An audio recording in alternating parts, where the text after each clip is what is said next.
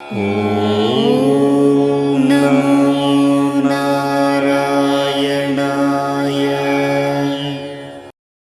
லக்ஷ்மி கடாட்சம் நேயர்கள் அனைவருக்கும் வணக்கம். இந்த பதிவில் விஷ்ணுபதி புண்ணியகாலம் பற்றி நாம் பார்க்கலாம். விஷ்ணுபதி புண்ணியகாலம் பற்றி வீடியோ நிறைய போட்டுள்ளேன். முதலில் இந்த வீடியோ பார்ப்பவர்கள் சப்ஸ்கிரைப் செய்யவில்லை என்றால் தயவுசெய்து சப்ஸ்கிரைப் செய்யும்படி கேட்டுக்கொள்கிறேன். சப்ஸ்கிரைப் செய்து பெல் பட்டனை கிளிக் செய்தால் நான் போடுகிற வீடியோலாம் உங்களுக்கு உடனுக்குடன் வந்துவிடும். இப்போ இந்த விஷ்ணுபதி புண்ணியகாலம் என்பது என்ன?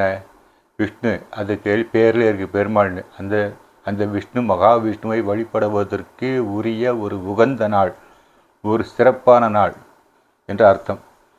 சரி, இந்த விஷ்ணுபதி புண்ணியகாலம் எப்படி வருதுன்னா, அதாவது 12 ராசிகள் 12 ராசிகள் மூணாக பிரிச்சிருப்பாங்க.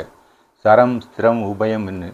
இந்த சூரியன் ஸ்திர ராசிக்குள் போகும்போது இந்த விஷ்ணுபதி புண்ணியகாலம் ஆகும். அதாவது இந்த ஸ்திர ராசி என்னது?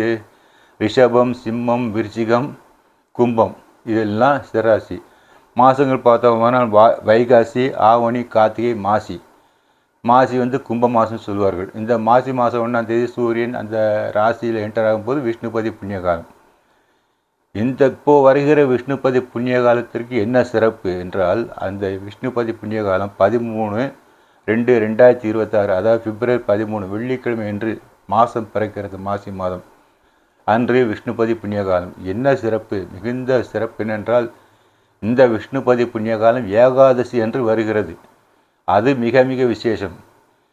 விஷ்ணுபதி புண்ணிய காலத்தன்று வழிபட்டு நாம் விரதம் இருந்து வழிபட்டோமானால் நமக்கு பல ஏகாதசி விரதங்களை கடைப்பிடித்த பலன் நமக்கு கிடைக்கும்.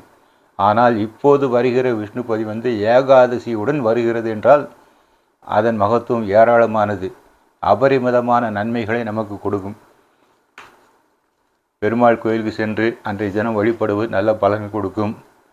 வீட்டிலுள்ள பெருமாளுக்கு துளசி இலை தீர்த்தத்தினால் நாம் ஆராதனை செய்தால் கூட நமக்கு நல்ல பலன்கள் கொடுத்து விடுவார். மிகவும் நன்மைகள் உண்டாகக்கூடிய ஒரு வழிபாட்டில் இந்த விஷ்ணுபதி புண்ணிய காலம் மிகவும் சிறப்பு வாய்ந்தது. நம்முடைய எண்ணங்கள் நிறைவேறும். மிக சிறப்பான ஒரு வழிபாடு இந்த விஷ்ணுபதி புண்ணியகால வழிபாடு. பிப்ரவரி 13 வெள்ளிக்கிழமை என்று. மங்களானி பவந்து.